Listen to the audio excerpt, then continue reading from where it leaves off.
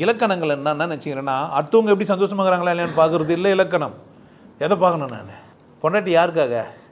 அவளை கொண்டு நான் சந்தோஷமாக்குறேன் நான் பார்க்கணும், இல்லை அவளை நான் சந்தோஷமாக வச்சுக்கிறேன் நான் பார்க்கலாம், தப்பு இல்லை, அது ரெண்டாவது. ஆனால் முதல்ல யார் நல்லா இருக்கும்னா, உன்னை கொண்டு முதல்ல நல்லா இருக்க வேண்டியது யார்? நீ தான். நீ நல்லா இருக்கிறியா முதல்ல? ஆனால் கேட்குறது மட்டும் நல்லா கேட்குது. யாரை பார்த்தாலும் நல்லா இருக்கிறீங்களா? எவ்வளோ நெக்கில் தெரியுமா? நீ நல்லா இருக்கிறியா? நீயே நல்லா இல்லை என்ன கேட்குறியா? நம்ப நான் சொல்கிறது 5 அடிக்கிறேன் 10 அடிக்கிறேன்ட்டு. நல்லா இருக்குதுன்னா என்ன தெரியுமா உனக்கு?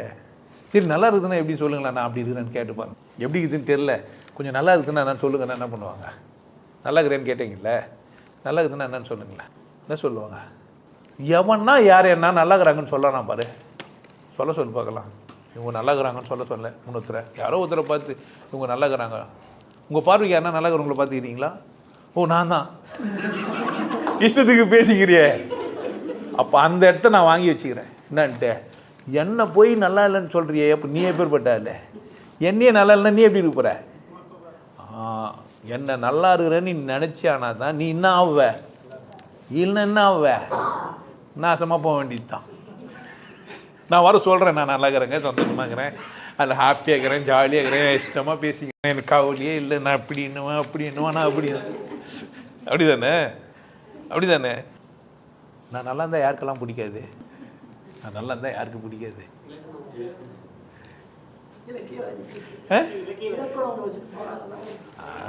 ஏன் வர்ற இறக்குள்ள வரமாட்டேன்றேன் நான், அதான் சிக்கல அவனுக்கு. அவனுக்கு ஒரே பிரச்சனை, இவன் எந்த லிஸ்ட்டில் சேர்க்கறது? இவனை ஒருத்தர் கேட்குறான், நீ சாமியாரா? இல்லை. ஞானம்னா அது உனக்கு தெரியாது, உன்னால் அது பண்ண முடியாது. இதைத்தான் சொல்ல வரேன், நான் எதுவும் சொல்ல வரேன், புரிஞ்சு உனக்கு புரியட்டும், புரியாது உனக்கு என்ன பிரச்சனை? அதனால் வந்தவங்களாம் பேட்டி வரணும், வராம விட்டானுங்க. எதுக்கு? அவங்ககிட்ட போய் ஒரே டென்ஷன். நமக்கு என்ன பிரச்சனை? இங்கே வந்து பேட்டியாக தான் நம்மளை கன்ஃபியூஸ் பண்ணி அனுப்பிச்சிடுவான். எதுக்கு? அந்த பக்கமே என்ன பண்ணுவானா? ஆமாம், நம்ம போய் பார்ப்போம், நம்மளை போனால் அவனாண்ட 4 பேர் போயிடுவான். நமக்கு தேவையா? நம்ம சேனலில் 4 பேர் பார்ப்பானா என்ன ஆகுது? அவன் போய் ஜில்லு ஒன்றும். ஆரம்பத்தில் 4-5 பேர் வந்தாங்க மைக் நீட்டினாங்க, இப்போ என்ன நாங்கள் ஏன் இல்லை பிரச்சனை எதுவுமே விட்ட உடனே முடிஞ்சிச்சு அவங்களுக்கு. இனிமேல் போட்டு போனால் வேறு மாதிரி போய்ப்பான் நமக்கு.